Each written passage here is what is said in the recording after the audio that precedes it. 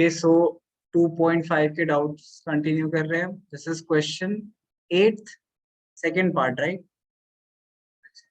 इसे देख के हमें कौन सी आइडेंटिटी याद आती है? a minus b whole cube, which is x minus y. लिखो यहाँ पे, ज्यादा अच्छे से समझ आएगा कि x क्या ले रहे हैं, y क्या ले रहे हैं. तो x minus y whole cube. x minus y whole cube identity is x cube minus y cube minus 3xy x minus y. Okay. अच्छा, अब इसे बनाने की कोशिश करते हैं. 8a can be written as 2a whole cube. इसे हम b cube minus b cube भी छोड़ देते हैं. माइनस 3 इंटू एक्स वाई क्या है? अच्छा, इसकी आइडेंटिटी की दूसरी इंटरप्रिटेशन लिख लेते हैं. X cube minus y cube minus 3x square y plus 3x y square. अच्छा, तो 3x स्क्वायर, x क्या है हमारा? 2a, 2a होल स्क्वायर, ठीक है, इंटू b क्या है हमारा? y क्या है हमारा? b. ठीक है, इसको चेक करते हैं. 3 स्क्वायर, 3 इंटू 2 स्क्वायर इज, बोलो, 3 into 4 a square b, which is 12 a square b. बिल्कुल सही है, यहाँ पे ये आ रहा है. ठीक है, लिख देते हैं इसे. नेक्स्ट, प्लस 3 इंटू ए क्या है? 2a इंटू वाई क्या है? B square. चेक करते हैं. This would come out to be 6a b square. वही है यहाँ पे, तो बिल्कुल सही. तो हमने एक्सपेंशन लिखी, एंड देन हम लिखेंगे, इसके बाद हम लिखेंगे using identity. Using identity we get this 2a minus b whole. समझ आ गया?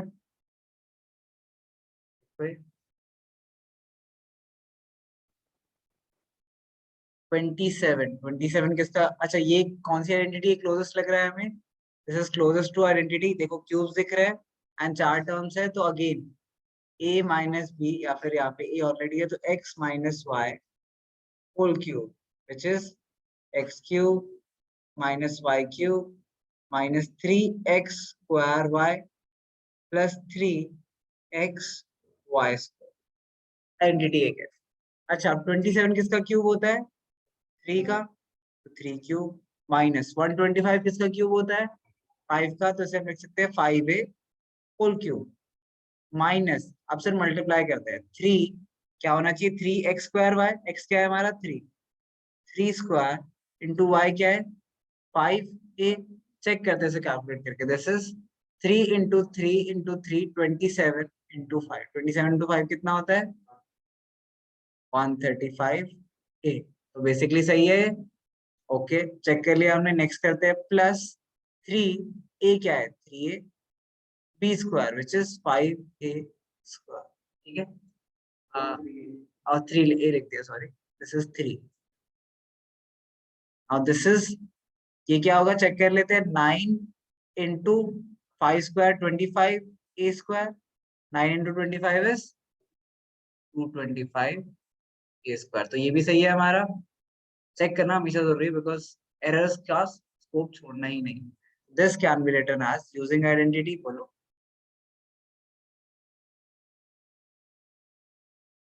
ये लगेगी जब भी क्यूब आए ना. ठीक है, देखो, जब दो, सिर्फ दो टर्म्स हो या दो टर्म्स मल्टीप्लाई में हो, हमारे पास क्यूब वाली तो पहली बात ये आइडेंटिटी है, या फिर दूसरी आइडेंटिटी है x cube minus y cube वाली. ठीक है, जिसमें होता है कि x minus y into x square plus y square plus x.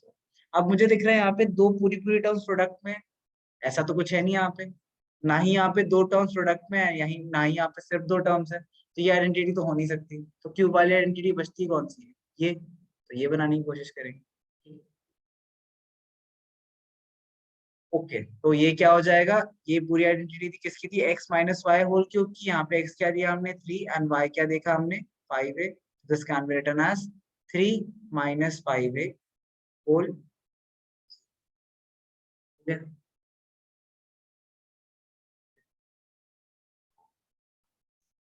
15th question हमें कहती है, हमें एक एरिया ऑफ रेक्टेंगल दिया गया है.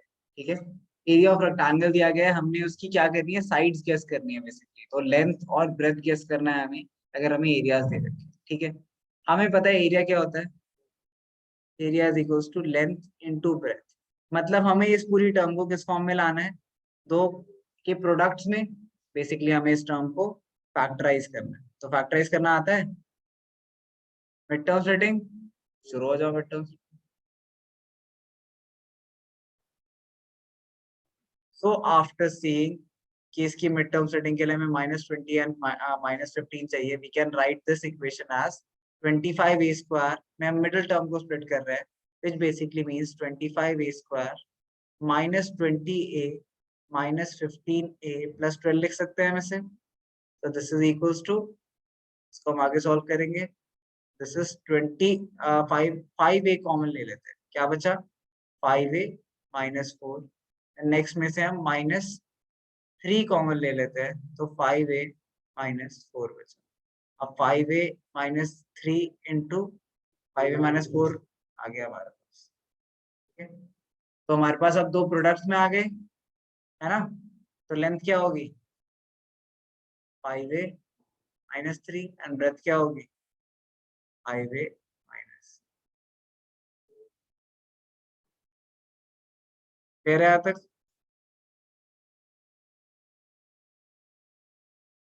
Next is particularly similar question, बस हमारी इक्वेशन चेंज हो गई। अब क्या हो गई 35y² plus 13y -12। This is 35y² plus 13y -12 plus 13y -12। This is our equation. तो इस बार हमें दो नंबर्स चाहिए जिनका सम क्या होना चाहिए 13 एंड जिनका प्रोडक्ट होना चाहिए 35 इंटू 12। ठीक है, नंबर्स क्या है 28 एंड -15। तो 28 -15 इंटू -15 इज माइनस आएगा -12 एंड 28 -15 इज +30। तो इन दोनों का प्रोडक्ट करते हैं तो 35 इंटू 12 आता है। अच्छा, you do not need to product them because आपको अगर प्राइम फैक्टर से निकालने हैं इसके, मान लो जैसे आप निकालते हैं 4 इंटू 3, दिस इज 7 इंटू 5। ठीक है, बेसिकली अब आपको इसके नंबर्स बनाने हैं, तो हाँ, तो बेसिकली अब आपको 13 लाने के लिए कुछ नंबर्स बनाने हैं, तो कुछ रैंडम ट्राई कर सकते हो। मान लो एक जगह पे आपने 7 इंटू 3 रखा एंड एक जगह पे क्या रखा 4 इंटू 5, तो 7 इंटू 3 इज 21, 4 5 20। 13 गैप नहीं आया तो ये नंबर्स नहीं पॉसिबल है। कुछ और पेयर ट्राई करते हैं, तो 7 इंटू, अच्छा 35 और 12 तो ऑलरेडी नहीं हो सकते, 13 तो आएगा नहीं, तो 7 इंटू 5 नहीं है, 3 नहीं है, तो 4 रख के देखते हैं, बच क्या गया 5 इंटू 3, तो दिस इज 28 एंड 15। हमारे पास नंबर आ गए। तो अब मैक्सिमम ऑफ 3 ट्राइज के बाद आप इस नंबर पे तो आ ही जाने चाहिए, मतलब not that difficult to find अगर आप प्राइम फैक्टराइजेशन से करते हैं, मेंटली भी रीच करते हो। लेकिन द थिंग इज कि अगर आप मेंटली ट्राई करते हो तो काफी बार किस्मत पे वर्क करते हो आप। ठीक है, मतलब हाँ मेंटली कभी कभी आ जाएगा, लेकिन कभी कभी वो वर्क नहीं करेगा, लेकिन प्राइम फैक्टराइजेशन के ट्राइज हमेशा वर्क करेंगे, तो ध्यान रखना। अच्छा, तो अब हमारे पास नंबर्स आ गए 35y² प्लस 28y -15y -12। ऐसा करते हैं, पहले दो टर्म में से 7y कॉमन ले लेते हैं, बचा क्या 5y +4। नेक्स्ट में से -3 कॉमन ले लेते हैं, तो क्या बचा 5y +4। अब 5y +4 कॉमन ले लेते हैं, वी गेट 7y -3। तो हमारा ये लेंथ हो गया, ये ब्रेथ हो गया, या फिर वो लेंथ हो गया ये ब्रेथ हो गया, की बात। हम जस्ट पॉसिबल आंसर दे रहे हैं, एक पॉसिबल, इसके अलावा भी बहुत सारी पॉसिबिलिटी है लेंथ और breadth. This can be our length, this can be. ठीक है,